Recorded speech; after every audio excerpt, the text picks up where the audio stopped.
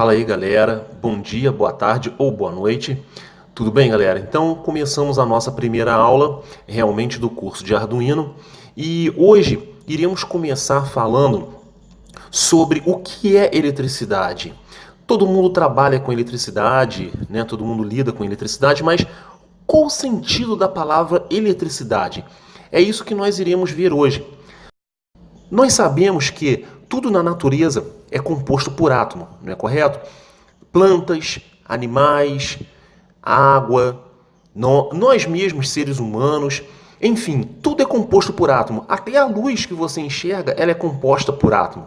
Correto, galera? Bom, então, eu vou explicar de forma sucinta como que nós trabalhamos com os átomos.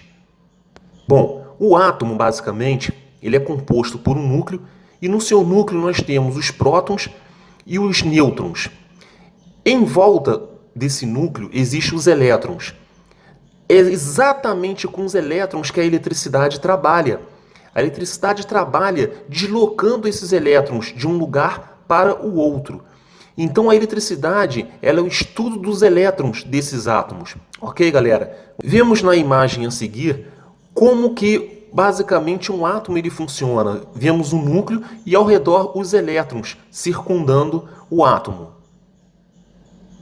Basicamente eu fiz aqui num quadro aqui bem rápido aqui, só para vocês poderem entender, e desenhei aqui dois átomos, né? Um átomo aqui nós temos somente um elétron circundando ele e temos aqui um outro átomo com 3 elétrons circundando ele, né?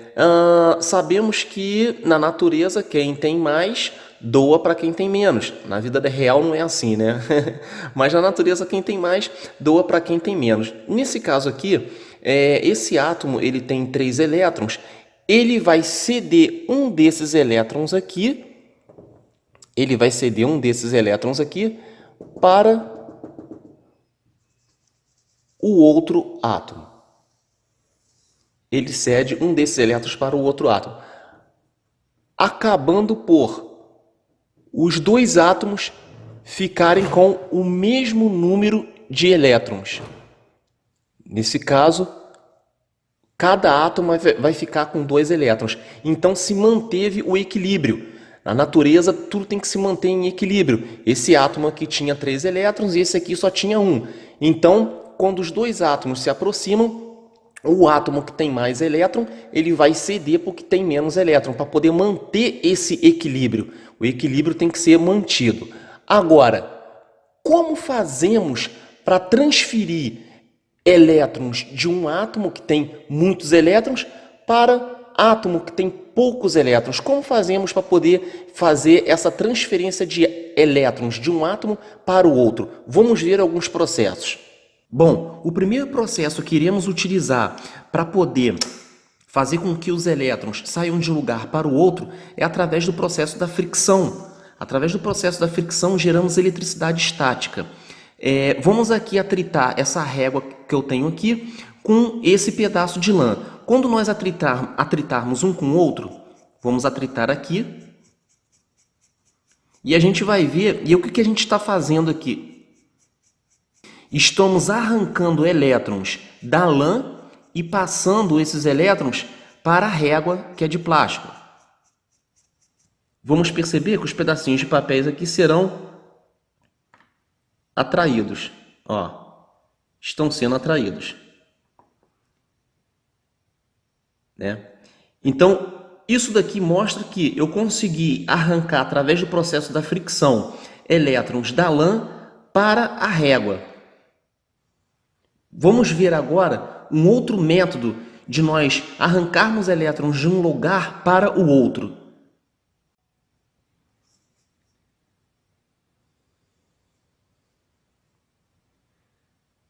Nesse processo da fricção, o que nós fizemos foi, quando aproximamos a régua desses pedaços aqui de papel, a régua estava acumulada de elétrons da lã que nós esfregamos. Quando a régua ficou acumulada de elétrons, ela passou esses elétrons para o papel. Por isso que o papel foi atraído pela régua, porque a régua transferiu esses elétrons para o papel. Ela estava com um acúmulo de elétrons.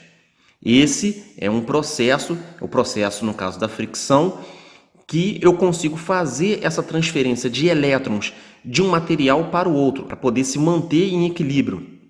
Tudo tem que se manter em equilíbrio. Então agora houve equilíbrio das cargas, ó. Não atrai mais. Teve o equilíbrio porque todos os elétrons da régua foram para o papel. Iremos usar aqui um multiteste para podermos mostrar um outro método de nós transferirmos elétrons de um local para o outro.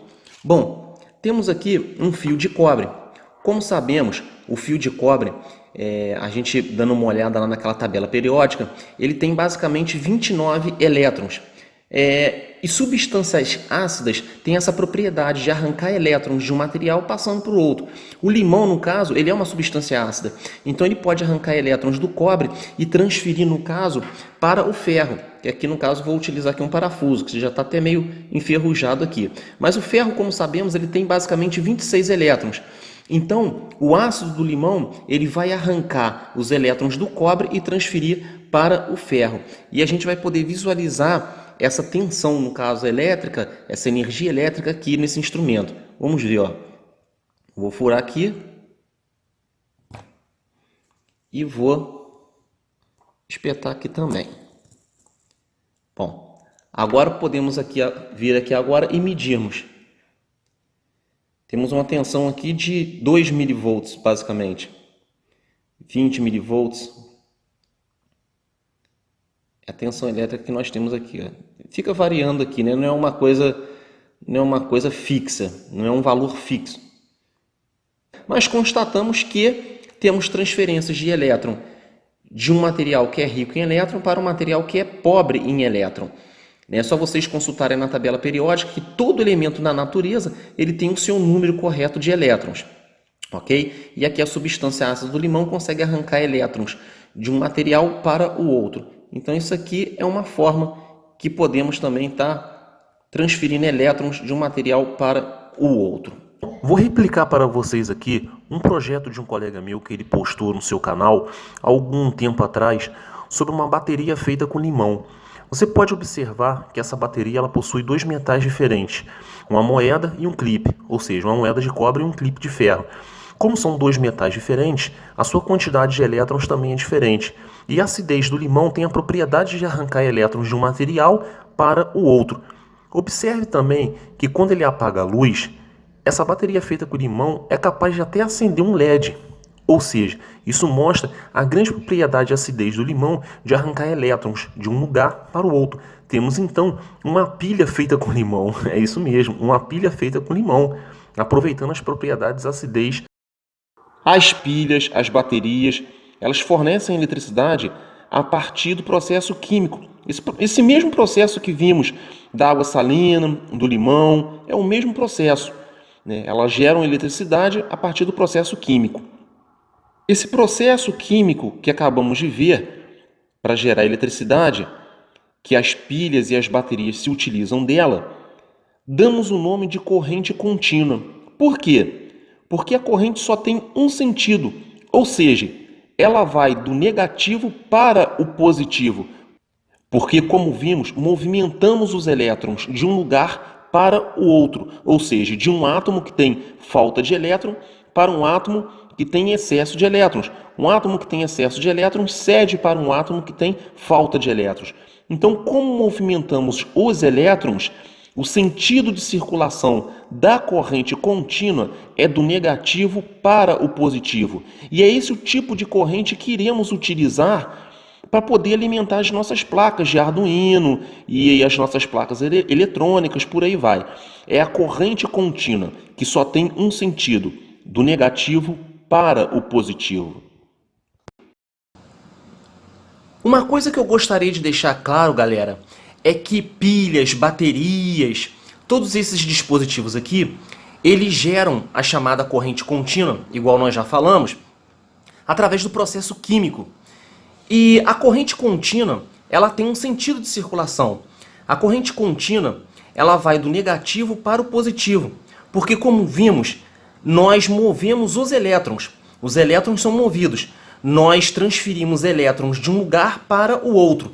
Então, o ponto que tem falta de elétron é o positivo, e sempre vai ser representado pela cor vermelha. E a parte que tem excesso de elétrons, ela vai ser o negativo, sempre representado pela cor preta. Então, o sentido de circulação real da corrente contínua sempre será do negativo para o positivo. Jamais será o contrário, jamais será do positivo para o negativo, ok? Então, ficamos firmados assim.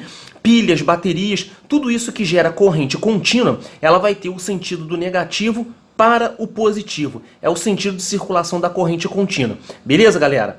Por isso, galera, quando vocês comprarem a placa Arduino, ela deve vir acondicionada nessa embalagem. Essa embalagem aqui, ela protege contra eletricidade estática. Essa eletricidade que acabamos de ver é por fricção, né? Então o Arduino ele vem dentro dessa embalagenzinha aqui, né, protegido, ok? Como eu comprei isso aqui numa loja pela internet, e ele veio acondicionado dentro dessa embalagem aqui. É uma embalagem antiestática e ela protege contra eletricidade estática. Se você comprar uma placa Arduino e ela vier fora dessa embalagem aqui, desconfie do seu fornecedor, ok? Desconfie porque o Arduino ele tem que vir acondicionado dentro dessa embalagem aqui, que é uma embalagem antiestática. Ok, galera? Tá aqui a embalagem. E aqui o Arduino protege contra eletricidade estática. No transporte, não danificar aqui o chip, não danificar o microcontrolador, ok? Então ela tem que vir acondicionada aqui dentro dessa embalagem. Ok, galera? Bom, galera, então para poder resumir, se lhe perguntarem hoje o que é eletricidade, é fácil você dizer. Eletricidade são elétrons em movimento. Como vimos, transferimos elétrons de um lugar para o outro. Os elétrons em movimento dá-se o nome de eletricidade, ok? Galera, se gostou, dá um like, compartilhem com seus amigos e até a próxima aula. Obrigado e um abraço.